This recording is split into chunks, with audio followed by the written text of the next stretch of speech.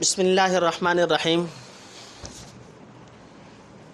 تفسیر عثمانی سورۃ القصص part number 1۔ بسم اللہ الرحمن الرحیم۔ طاسیم میم تلک آیات الکتاب المبین، یہ آیتیں ہیں کھلی کتاب کی۔ نتلو علیک من نبأ موسیٰ و فرعون بالحق لقوم یؤمنون، کچھ احوال موسیٰ اور فرعون کا تحقیق یعنی ٹھیک ان لوگوں کے واسطے جو یقین کرتے ہیں۔ نمبر 1، ان فرعون علا فی الارض وجعل اہلہا شیعا یستضعف طائفۃ منہم یذبح ابناءہم ویستحیی نساءہم۔ فرعون چڑھ رہا تھا ملک میں اور کر رکھا تھا وہاں کے لوگوں کو کئی فرقے، کمزور کر رکھا تھا ایک فرقے کو ان میں۔ نمبر 2، ذبح کرتا تھا ان کے بیٹوں کو اور زندہ رکھتا تھا ان کی عورتوں کو۔ نمبر 3، انہ کان من المفسدین، بے شک وہ تھا خرابی ڈالنے والا۔ نمبر 4، ونريد ان نمن على الذين استضعفوا في الارض ونجعلهم ائمة ونجعلهم الوارثين، اور ہم چاہتے ہیں کہ احسان کریں ان لوگوں پر جو کمزور ہوئے پڑے تھے ملک میں، اور کر دیں ان کو سردار اور کر دیں ان کو قائم مقام۔ ونمکن لهم في الارض، اور جما دیں ان کو ملک میں۔ نمبر 5، ونری فرعون وحامان، اور دکھا دیں فرعون اور حامان کو۔ نمبر 6، وجنودهما منهم ما كانوا يحذرون، اور ان کے لشکروں کو ان کے ہاتھ سے جس چیز کا ان کو خطرہ تھا۔ نمبر 7، واو اور تفسیر۔ نمبر 1، حضرت موسیٰ اور فرعون کا قصہ، یعنی مسلمان لوگ اپنا حال قیاس کر لیں ظالموں کے مقابلہ میں۔ موضح، جس طرح حضرت موسیٰ علیہ السلام کے ذریعے سے اللہ تعالیٰ نے بنی اسرائیل کو باوجود کمزوری کے فرعونیوں کی طاقت کے مقابلے میں منصور و کامیاب کیا، ایسے ہی مسلمان جو فی الحال مکہ میں قلیل اور ضعیف و ناتواں نظر آتے ہیں اپنے بے شمار طاقتور حریفوں کے مقابلہ پر کامیاب ہوں گے۔ نمبر 2، بنی اسرائیل پر فرعون کے مظالم، یعنی مصر میں قبطی بھی آباد تھے جو فرعون کی قوم تھی، اور سبطی بھی جو بنی اسرائیل کہلاتے تھے، لیکن فرعون ظلم و تکبر کی راہ سے بنی اسرائیل کو پنپنے اور ابھرنے نہیں دیتا تھا۔ گویا سب قبطی آقا بنے ہوئے تھے اور پیغمبروں کی اولاد بنی اسرائیل کو اپنا غلام بنا رکھا تھا، ان سے ذلیل کام اور بیگارے لیتے اور کسی طرح اس قابل نہ ہونے دیتے کہ ملک میں وہ کوئی قوت و وقت حاصل کر سکیں۔ نمبر 3، بچوں کا قتل۔ کہتے ہیں فرعون نے کوئی خواب نہیں دیکھا تھا جس کی تعبیر کہنوں نے یہ دی کہ کسی اسرائیلی کے ہاتھ سے تیری سلطنت برباد ہوگی، اس لیے پیش بندی کے طور پر یہ احمقانہ اور ظالمانہ تدبیر سوچی کہ بنی اسرائیل کو ہمیشہ کمزور کرتے رہنا چاہیے کہ انہیں حکومت کے مقابلے کا حوصلہ ہی نہ ہو، اور آئندہ جو لڑکے ان کے پیدا ہوں ان کو ایک طرف سے ذبح کر ڈالنا چاہیے۔ اس طرح آنے والی مصیبت رک جائے گی، البتہ لڑکیوں سے چونکہ کوئی خطرہ نہیں انہیں زندہ رہنے دیا جائے، وہ بڑی ہو کر باندیوں کی طرح ہماری خدمت کیا کریں گی۔ حضرت ابراہیم علیہ السلام کی پیشین گوئی۔ اور ابن کثیر رحمۃ اللہ علیہ لکھتے ہیں کہ بنی اسرائیل آپس میں حضرت ابراہیم خلیل اللہ علیہ السلام کی ایک پیشین گوئی کا تذکرہ کیا کرتے تھے، جس میں خبر دی گئی تھی کہ ایک اسرائیلی جو ان کے ہاتھ پر اس سلطنت مصر کی تباہی مقدر ہے شدہ یہ تذکرے فرعون کے کانوں تک پہنچ گئے، اور اس احمق نے قضاء و قدر کی روک تھام کے لیے ظلم و ستم کی یہ اسکیم جاری کی۔ نمبر 4، یعنی زمین میں خرابی پھیلانے والا تو تھا ہی، لہذا اسے ایسا ظلم و ستم کرنے میں کیا جھجک ہوتی، پس جو دل میں آیا اپنے کبر و غرور کے نشہ میں بے سوچے سمجھے کر گزرا۔ نمبر 5، بنی اسرائیل میں امامت کا ارادہ، یعنی اس ملعون کے انتظامات تو وہ تھے، اور ہمارا ارادہ یہ تھا کہ کمزوروں کو قوی اور پستوں کو بالا کیا جائے۔ جس قوم کو فرعونیوں نے ذلیل غلام بنا رکھا تھا انہی کے سر پر دین کی امامت اور دنیا کی سرداری کا تاج رکھ دیں، ظالموں اور متکبروں سے جگہ خالی کرا کر اس مظلوم و ستم رسیدہ قوم سے زمین کو آباد کریں، اور دینی سیادت کے ساتھ دنیاوی حکومت بھی اس مظلوم و مقہور قوم کے حوالے کی جائے۔ نمبر 6، حامان وزیر تھا فرعون کا جو ظلم و ستم میں اس کا شریک اور اعلیٰ کار بنا ہوا تھا۔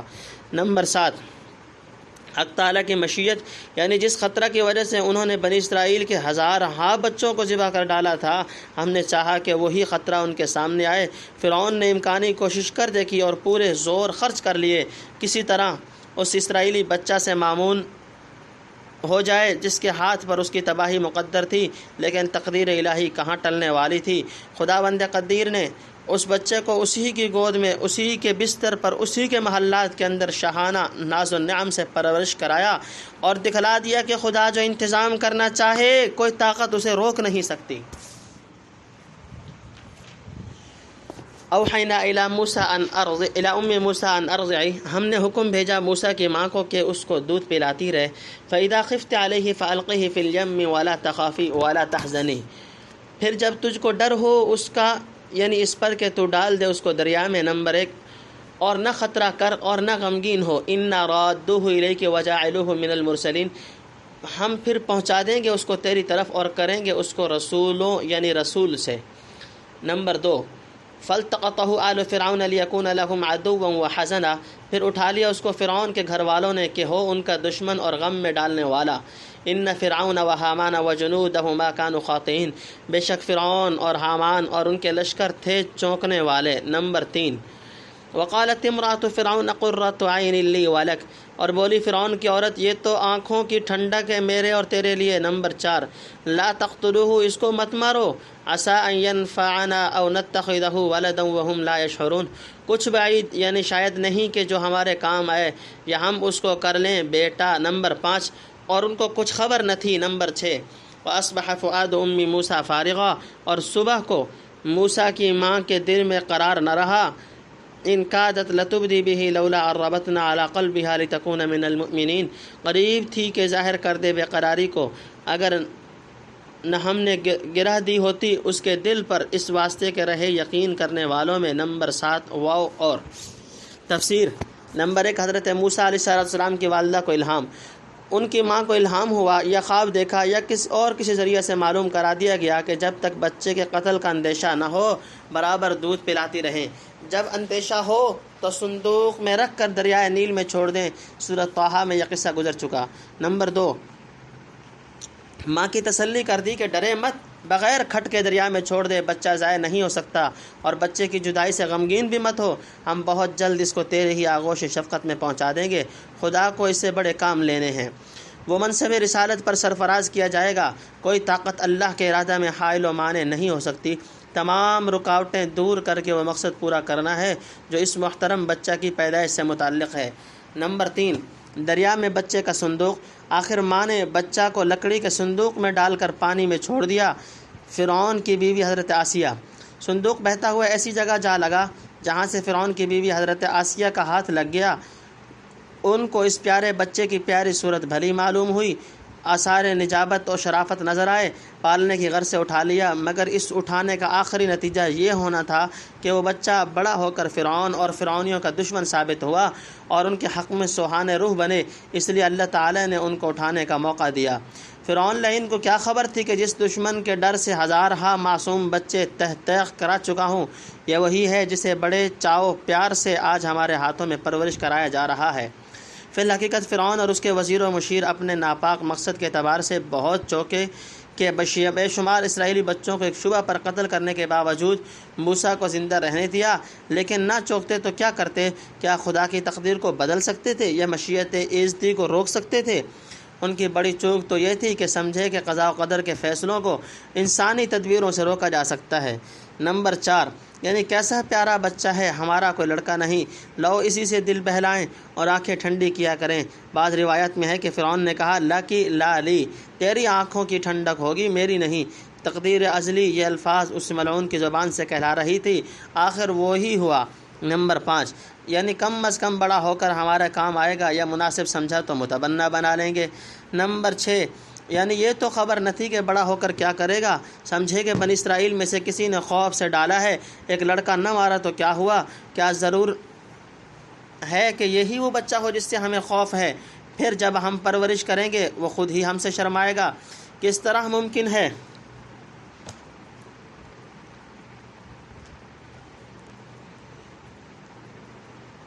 کہ ہم سے ہی دشمنی کرنے لگے؟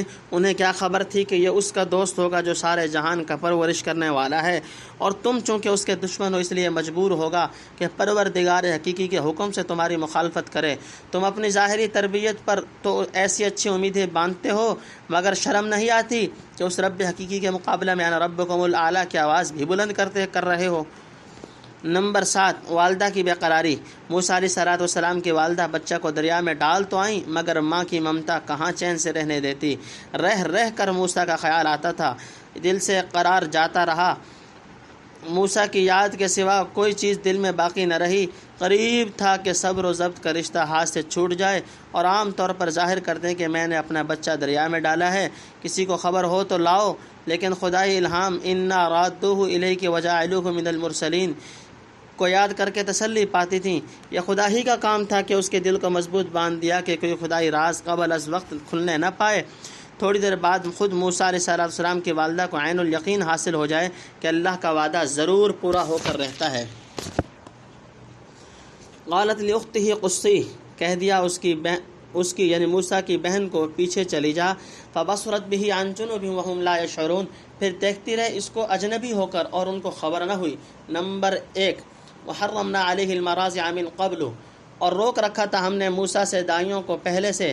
فقالت هل ادلکم علی اہل بیت یکفلونہ لکم وہم لہ ناصحون، پھر بولی میں بتلاؤں تم کو ایک گھر والے کہ اس کو پال دیں تمہارے لیے اور وہ اس کا بھلا چاہنے والے ہیں۔ نمبر 2 فرددناہ الی امہ کی تقر عینہا ولا تحزن ولتعلم ان وعد اللہ حق ولکن اکثرہم لا یعلمون، پھر ہم نے پہنچا دیا اس کو اس کی ماں کی طرف کہ ٹھنڈی رہے اس کی آنکھ اور غمگین نہ ہو اور جانے کہ اللہ تعالیٰ کا وعدہ ٹھیک ہے۔ نمبر 3 ولیکن اکثرہم لا یعلمون، پر بہت لوگ نہیں جانتے۔ نمبر 4 ولما بلغ اشدہ واستوى آتیناہ حکما وعلما، اور جب پہنچ گیا اپنے زور پر اور سنبھل گیا دی ہم نے اس کو حکمت اور سمجھ۔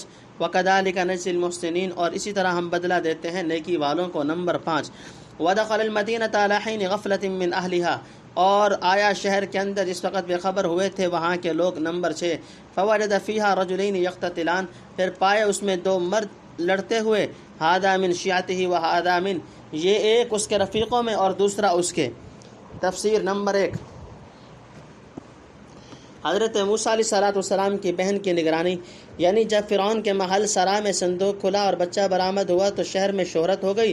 موسیٰ کی والدہ نے اپنی بیٹی کو جو موسیٰ کی بہن تھی حکم دیا کہ بچے کا پتہ لگانے کے لیے چلی جا اور علیحدہ رہ کر دیکھ کیا ماجرا ہوتا ہے۔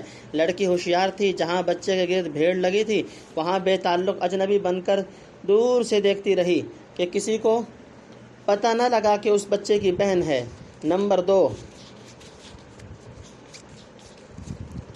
حضرت موسیٰ علیہ السلام آغوش مادر میں، یعنی فرعون کی بیوی نے اس ملعون کو بھی بچے کی پرورش پر راضی کر لیا تو دودھ پلانے کی فکر ہوئی اور دائیاں طلب کی گئیں، مگر قدرت نے پہلے ہی سے بند لگا دیا تھا کہ موسیٰ اپنی ماں کے سوا کسی کا دودھ نہ پکڑے۔ سخت تشویش تھی کہ کہاں سے مرضعہ لائی جائے جس کا دودھ بچہ منہ کو لگا سکے۔ موسیٰ کسی عورت کا دودھ نہ پیتے تھے۔ فرعون کے اس آدمی اسی فکر و تجسس میں تھے کہ موسیٰ کی بہن نے کہا میں تم کو ایک گھرانے کا پتہ بتا سکتی ہوں جو امید ہے بچے کو پال دیں گے، اور جہاں تک ان کی تباہ کا اندازہ ہے بہت خیر خواہی اور غور و پرداخت سے پالیں گے، کیونکہ شریف گھرانہ ہے اور بادشاہ کے گھر سے انعام و اکرام کی بڑی توقعات ہوں گی۔ پھر تربیت میں کمی کیوں کرنے لگے؟ نتیجہ یہ ہوا کہ لڑکی کے مشورہ کے موافق حضرت موسیٰ علیہ السلام کی والدہ طلب کی گئیں۔ بس بچہ کو چھاتی سے لگانا تھا کہ اس نے دودھ پینا شروع کر دیا۔ فرعون کے گھر والوں کو بہت غنیمت معلوم ہوا کہ بچہ نے ایک عورت کا دودھ قبول کر لیا۔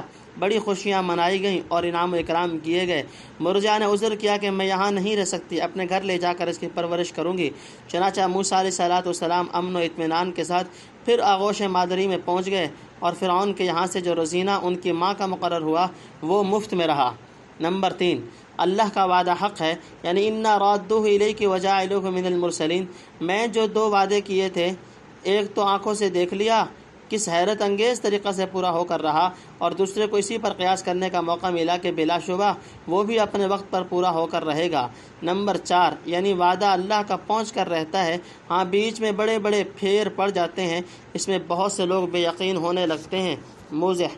نمبر 5 حضرت موسیٰ علیہ السلام اور علم و حکمت، یعنی موسیٰ علیہ السلام جب اپنی بھرپور جوانی کو پہنچے تو ہم نے ان کو بہت حکمت کی باتیں سجھائیں اور خصوصی علم و فہم عطا فرمایا کیونکہ بچپن ہی سے وہ نیک کردار تھے، ایسے ہونہار کو ہم اسی طرح نوازا کرتے ہیں۔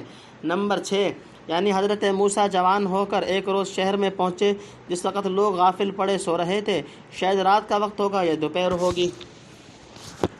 عدوہ، دشمنوں میں، فاستغاثہ الذی من شیعتہ علی الذی من عدوہ، پھر فریاد کی اس نے جو تھا اس کے رفیقوں میں، جو تھا اس کے دشمنوں میں۔ فوکزہ موسیٰ فقضى علیہ، پھر مکہ مارا اس کو موسیٰ نے، پھر اس کو تمام کر دیا۔ قال ھذا من عمل الشیطان، بولا یہ ہوا شیطان کے کام سے۔ انہ عدو مضل مبین، بے شک وہ دشمن ہے بہکانے والا صریح۔ قال رب انی ظلمت نفسی فاغفر لی فغفر لہ، بولا اے میرے رب میں نے برا کیا ہے اپنی جان کا، یعنی اپنا، سو بخش مجھ کو، پھر اس کو بخش دیا۔ انہ هو الغفور الرحیم، بے شک وہی ہے بخشنے والا مہربان۔ نمبر 1، قال رب بما انعمت علی فلن اکون ظہیرا للمجرمین، بولا اے رب جیسے تو نے فضل کر دیا مجھ پر، پھر میں کبھی نہ ہوں گا مددگار گناہ گاروں کا۔ نمبر 2، فاصبح فی المدینۃ خائفا یترقب، پھر صبح کو اٹھا اس شہر میں ڈرتا ہوا، انتظار کرتا ہوا، راہ دیکھتا۔ نمبر 3، فاذا الذی استنصرہ بالامس یستصرخ، پھر ناگہاں دیکھا کہ جس نے کل مدد مانگی تھی یعنی موسیٰ سے، آج پھر فریاد کرتا ہے اس سے۔ نمبر 4، قال لہ موسیٰ انک لغوی مبین، کہا موسیٰ نے بے شک تو بے راہ ہے صریح۔ نمبر 5، فلما ان اراد ان یبطش بالذی هو عدو لہما، پھر جب چاہا کہ ہاتھ ڈالے اس پر جو دشمن تھا ان دونوں کا۔ تفسیر۔ نمبر 1، قبطی کا واقعہ۔ حضرت موسیٰ علیہ السلام جب جوان ہوئے، فرعون کی قوم سے بسبب ان کے ظلم و کفر کے بیزار رہتے اور بنی اسرائیل ان کے ساتھ لگے رہتے تھے۔ ان کی والدہ کا گھر شہر سے باہر تھا۔ حضرت موسیٰ علیہ السلام کبھی وہاں جاتے، کبھی فرعون کے گھر آتے۔ فرعون کی قوم قبط ان کی دشمن تھی کہ غیر قوم کا شخص ہے، ایسا نہ ہو کہ زور پکڑ جائے۔ ایک روز دیکھا کہ دو شخص آپس میں لڑ رہے ہیں، ایک اسرائیلی دوسرا قبطی۔ اسرائیلی نے موسیٰ کو دیکھ کر فریاد کی کہ مجھے اس قبطی کے ظلم سے چھڑاؤ۔ کہتے ہیں قبطی فرعون کے مطبخ کا آدمی تھا۔ موسیٰ پہلے ہی قبطیوں کے ظلم و ستم کو جانتے تھے، اس وقت آنکھ سے اس کی زیادتی دیکھ کر رہ گئے۔ حمیت پھڑک اٹھی۔ ممکن ہے سجھانے بجھانے میں قبطی نے موسیٰ علیہ السلام کو بھی کچھ سخت لفظ کہا ہو، جیسے کہ بعض تفاسیر میں ہے۔ غرض موسیٰ علیہ السلام نے اس کی تادیب و گوشمالی کے لیے ایک گھونسا رسید کیا۔ ماشاءاللہ بڑے طاقتور جوان تھے، ایک ہی گھونسا میں قبطی نے پانی نہ مانگا۔ قبطی کی موت۔ خود موسیٰ علیہ السلام کو بھی اندازہ نہ تھا کہ ایک گھونسا میں اس کمبخت کا کام تمام ہو جائے گا۔ پچھتائے کہ بے مقصد خون ہو گیا۔ ماننا کہ قبطی کافر حربی تھا، ظالم تھا، اور موسیٰ علیہ السلام کی نیت بھی محض ادب دینے کی تھی، جان سے مار ڈالنے کی نہ تھی۔ مگر ظاہر ہے اس وقت کوئی معرکہ جہاد نہ تھا۔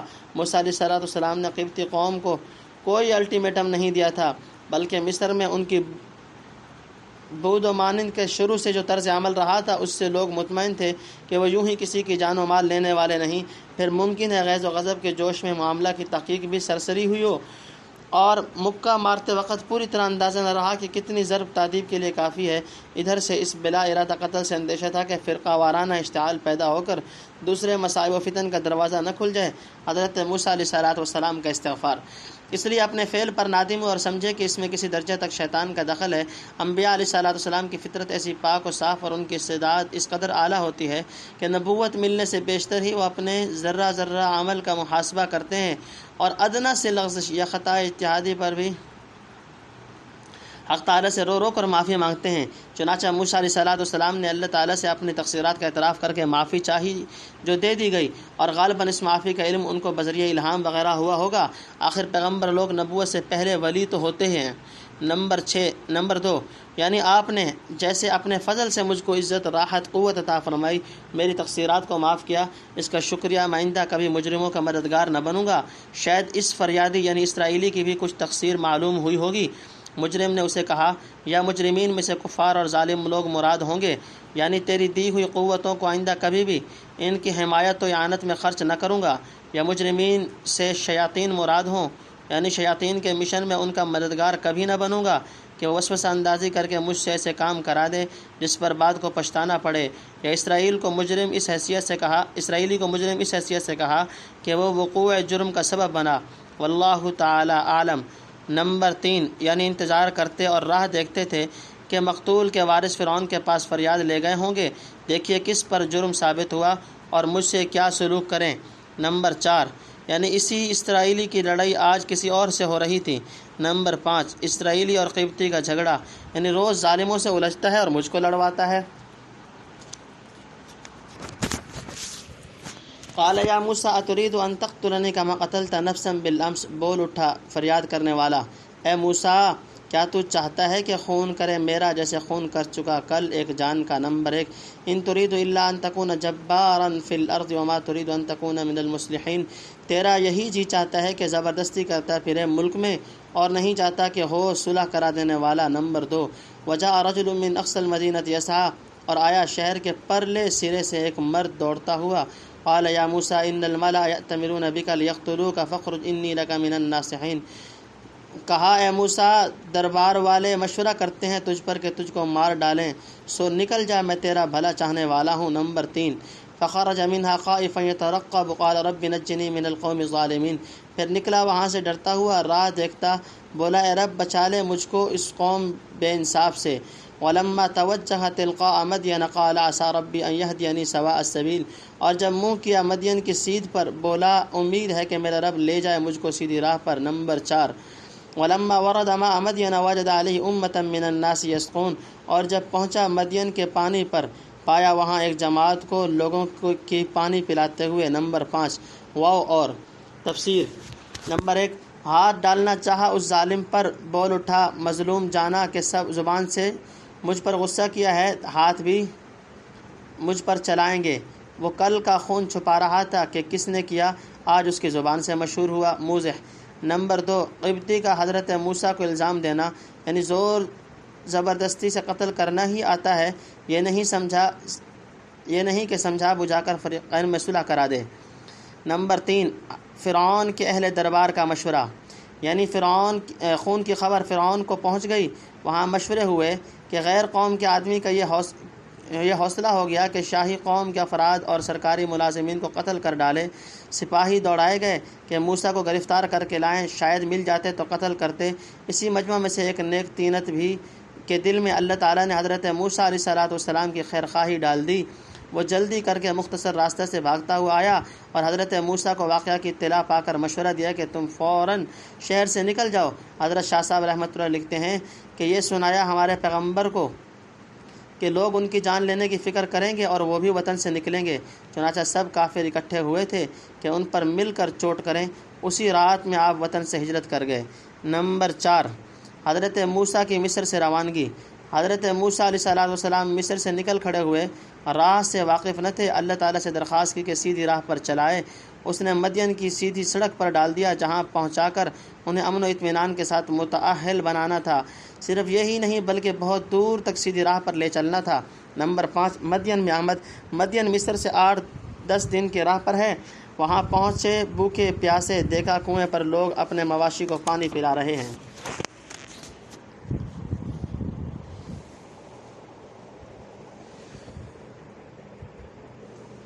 وجد من دونهم امرأتين تذودان،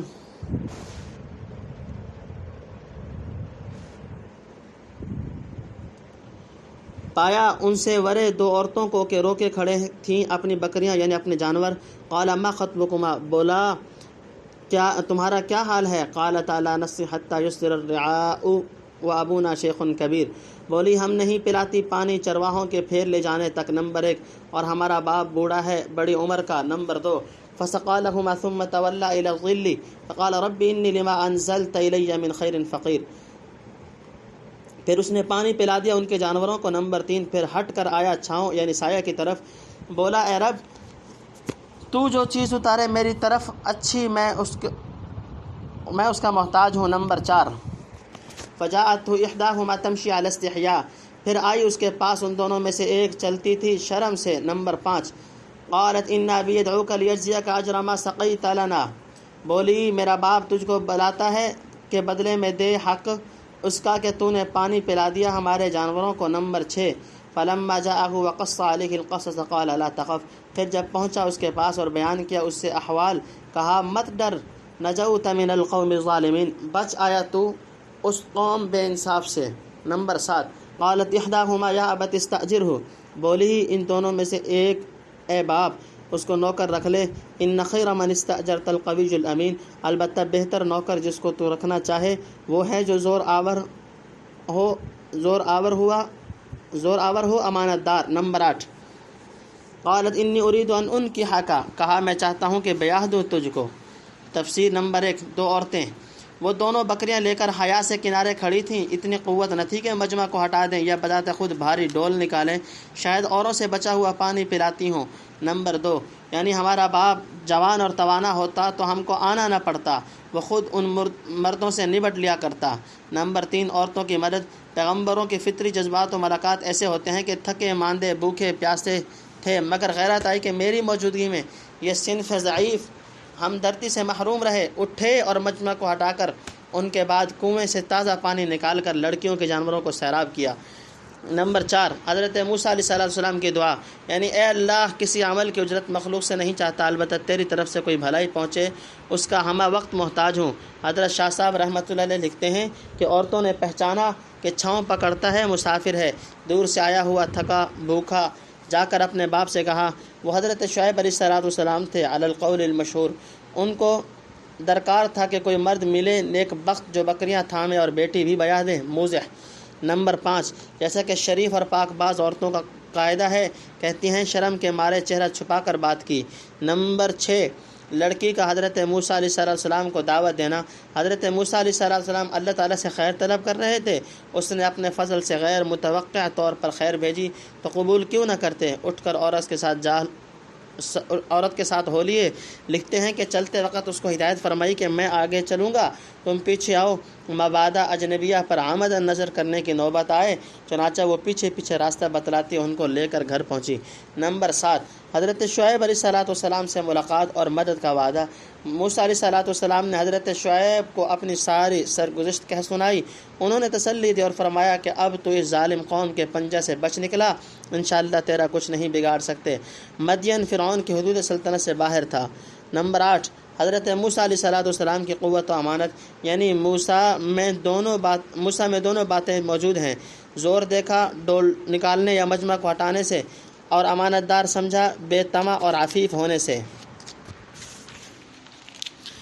احد ابنتی ہاتین علی ان تأجرنی 8 حجج فإن اتممت 10 فمن عندک، ایک بیٹی اپنی ان دونوں میں سے اس شرط پر کہ تو میری نوکری کرے 8 برس۔ نمبر 1، پھر اگر تو پورا کر دے 10 برس تو وہ تیری طرف سے ہے۔ نمبر 2، وما اريد ان اشق علیک، اور میں نہیں چاہتا کہ تجھ پر تکلیف ڈالوں، ستجدنی انشاءاللہ من الصالحین، تو پائے گا مجھ کو اگر اللہ نے چاہا نیک بختوں سے۔ نمبر 3، قال ذلك بینی و بینک، بولا یہ وعدہ ہو چکا میرے اور تیرے بیچ، ایما الاجلین قضیت فلا عدوان علی، جون سی مدت ان دونوں میں پوری کروں سو زیادتی نہ ہو مجھ پر، واللہ علی ما نقول وکیل، اور اللہ پر بھروسہ اس چیز کا جو ہم کہتے ہیں۔ نمبر 4، فلما قضى موسى الاجل وسار باهله آنس من جانب الطور نارا، پھر جب پوری کر چکا موسیٰ وہ مدت اور لے کر چلا اپنے گھر والوں کو، دیکھی کوہ طور کی طرف سے ایک آگ، قال لأهلهم كثوا إني آنست نارا لعلی آتيكم منها بخبر أو جذوة من النار لعلكم تصطلون، کہا اپنے گھر والوں کو ٹھہرو، میں نے دیکھی ہے ایک آگ، شاید لے آؤں تمہارے پاس وہاں کی کچھ خبر یا انگارہ آگ کا تاکہ تم تاپو یعنی سینکو۔ فلما اتاها نودی من، پھر جب پہنچا اس کے پاس آواز ہوئی۔ تفسیر نمبر 1، حضرت موسیٰ علیہ السلام کا معاہدہ مہر، شاید یہی خدمت لڑکی کا مہر تھا۔ ہمارے حنفیہ کے ہاں اب بھی اگر بالغہ راضی ہو تو اس طرح کی خدمت اقارب مہر ٹھہر سکتا ہے۔ قضا نقلہ الشیخ الانور اطال اللہ بقاءہ، یہاں صرف نکاح کی ابتدائی گفتگو مذکور ہے۔ ظاہر ہے کہ حضرت شعیب علیہ السلام نے نکاح کرتے وقت ایک لڑکی کی تعین اور اس کی رضامندی حاصل کر لی ہوگی۔ نمبر 2، یعنی کم از کم 8 برس میری خدمت میں رہنا ضروری ہوگا، اگر 2 سال اور زائد رہے تو تمہارا تبرع ہے۔ نمبر 3، یعنی کوئی سخت خدمت تم سے نہ لوں گا، تم کو میرے پاس رہ کر انشاءاللہ خود تجربہ ہو جائے گا کہ میں بری طبیعت کا آدمی نہیں، بلکہ خدا کے فضل سے نیک بخت ہوں۔ میری صحبت میں تم گھبراؤ گے نہیں، بلکہ مناسبت طبع کی وجہ سے انس حاصل کرو گے۔ نمبر 4 یعنی مجھے اختیار ہوگا کہ 8 برس رہوں یا 10 برس، بہرحال جو معاہدہ ہو چکا خدا کے بھروسے پر مجھے منظور ہے، اللہ کو گواہ بنا کر معاملہ ختم کرتا ہوں۔ حدیث میں ہے کہ حضرت موسیٰ علیہ السلام نے بڑی مدت یعنی 10 برس پورے کیے۔ حضرت شاہ صاحب رحمۃ اللہ علیہ لکھتے ہیں کہ ہمارے حضرت کو بھی وطن سے نکلے 8 برس پیچھے آ کر مکہ فتح کیا، اگر چاہتے اسی وقت کافروں سے شہر خالی کرا لیتے، لیکن اپنی خوشی سے 10 برس کے پیچھے کافروں سے پاک کیا۔ شاطئ الوادی الایمن فی البقعۃ المبارکۃ من الشجرۃ ان یا موسیٰ انی انا اللہ رب العالمین، میدان کے داہنے کنارے سے برکت والے تختہ یعنی جگہ میں ایک درخت سے نمبر 1، اے موسیٰ میں ہوں، میں اللہ جہان کا رب، وان الق عصاک، اور یہ کہ ڈال دے اپنی لاٹھی، فلما رآہا تہتز کانہا جان ولا مدبرا ولم یعقب، پھر جب دیکھا اس کو پھن پھناتے یعنی پھن ہلاتے جیسے پتلا سانپ، جیسے سانپ کی سٹک الٹا پھرا منہ موڑ کر اور نہ دیکھا پیچھے پھر کر، یا موسیٰ اقبل ولا تخف، اے موسیٰ آگے آ اور مت ڈر، انک من الآمنین، تجھ کو کچھ خطرہ نہیں، اسلک یدک فی جیبک تخرج بیضاء من غیر سوء، ڈال اپنا ہاتھ اپنے گریبان میں کہ نکلے آئے سفید ہو کر نہ کہ کسی برائی سے۔ نمبر 2، وَاضْمُمْ إِلَيْكَ جَنَاحَكَ مِنَ الرَّهْبِ فَذَلِكَ بُرْهَانَانِ مِنْ رَبِّكَ إِلَىٰ فِرْعَوْنَ وَمَلَئِهِ، اور ملا لے اپنی طرف اپنے بازو ڈر سے۔ نمبر 3، سو یہ 2 سندیں ہیں تیرے رب کی طرف سے فرعون اور اس کے سرداروں پر۔ نمبر 4، اِنَّهُمْ كَانُوا قَوْمًا فَاسِقِينَ، بے شک وہ تھے لوگ نافرمان۔ قال رب انی قتلت منہم نفسا فخاف ان یقتلون، بولا اے رب میں نے خون کیا ان میں ایک جان کا، سو ڈرتا ہوں کہ مجھ کو مار ڈالیں گے۔ نمبر 5، واخی، اور میرا بھائی۔ تفسیر نمبر 1، طور پر درخت سے آواز کا سننا، یہ وہی درخت تھا جس پر آگ بھڑکتی ہوئی نظر آئی۔ نمبر 2، تجلی الہی، شروع رکوع سے یہاں تک کہ مفصل واقعات سورہ طٰہٰ وغیرہ میں گزر چکے ملاحظہ کر لیے جائیں۔ نمبر 3، یعنی بازو کو پہلو سے ملا لو، سانپ وغیرہ کا ڈر جاتا رہے گا، شاید آگے کے لیے بھی خوف زائل کرنے کی یہ ترکیب بتلائی ہو۔ نمبر 4، معجزہ عصا و ید بیضا، یعنی معجزہ عصا و ید بیضا بطور سند نبوت کے دیے گئے ہیں تاکہ فرعون اور اس کی قوم پر اتمام حجت کر سکے۔ نمبر 5، یعنی پہنچتے ہی قتل کر دیا تو آپ کی دعوت کیسے پہنچاؤں گا۔ ہارون هو افصح منی لسانا فارسلہ ما یرید ان یصدقنی، ہارون اور اس کی زبان چلتی ہے مجھ سے زیادہ، سو اس کو بھیج میرے ساتھ مدد کو کہ میری تصدیق کرے۔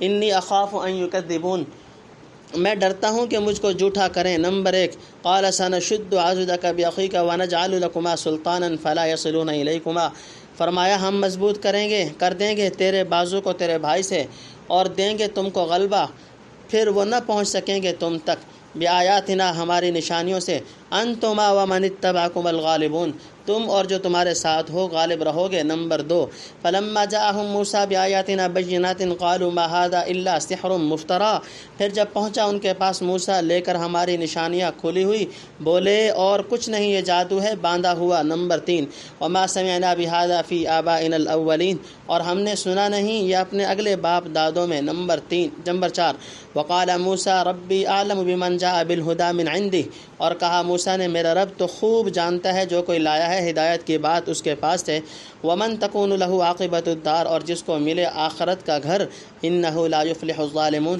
بے شک بھلا نہ ہوگا بے انصافوں کا۔ نمبر 5، وقال، اور بولا۔ تفسیر نمبر 1، حضرت ہارون علیہ السلام کی رفاقت کی درخواست، یعنی کوئی تصدیق و تائید کرنے والا ساتھ ہو تو فطرتاً دل مضبوط و قوی رہتا ہے، ان کے جھٹلانے پر اگر بحث و مناظرہ کی نوبت آ جائے تو میری زبان کی لکنت ممکن ہے بولنے میں رکاوٹ ڈالے، اس وقت ہارون کی رفاقت مفید ہوگی کیونکہ ان کی زبان زیادہ صاف اور تیز ہے۔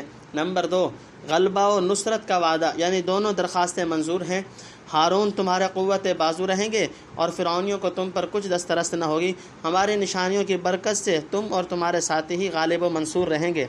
نمبر 3، فرعونیوں کا نبوت سے انکار، یعنی معجزات دیکھ کر کہنے لگے جادو ہے، اور جو باتیں خدا کی طرف منسوب کر کے کہتا ہے وہ بھی جادو کی باتیں ہیں جو خود تصنیف کر کے لے آیا، اور دعویٰ کرنے لگا کہ خدا نے مجھ پر وحی کی ہے، حقیقت میں وحی وغیرہ کچھ نہیں، محض ساحرانہ تخیل و افتراء ہے۔ نمبر 4، یعنی جو باتیں یہ کرتا ہے، مثلا ایک خدا نے ساری دنیا کو پیدا کیا اور ایک وقت سب کو فنا کر کے دوبارہ زندہ کرے گا، پھر حساب کتاب ہوگا، اور مجھ کو اس نے پیغمبر بنا کر بھیجا، وغیرہ وغیرہ۔ اپنے اگلے بزرگوں سے ہمارے کانوں میں یہ چیزیں کبھی نہیں پڑیں۔ نمبر 5، حضرت موسیٰ علیہ السلام کا جواب، یعنی خدا خوب جانتا ہے کہ میں اپنے دعوے میں سچا ہوں اور اسی کے پاس سے ہدایت لایا ہوں، اس لیے انجام میرا ہی بہتر ہوگا۔ جو لوگ اللہ تعالیٰ کی کھلی نشانیاں دیکھ کر اور دلائل صداقت سن کر ناانصافی سے حق کو جھٹلاتے ہیں، وہ کامیاب نہیں ہو سکتے۔ انجام کار ان کو ذلت و ناکامی کا منہ دیکھنا پڑے گا۔ سورۃ القصص کا پہلا پارٹ اپنے اختتام کو پہنچا۔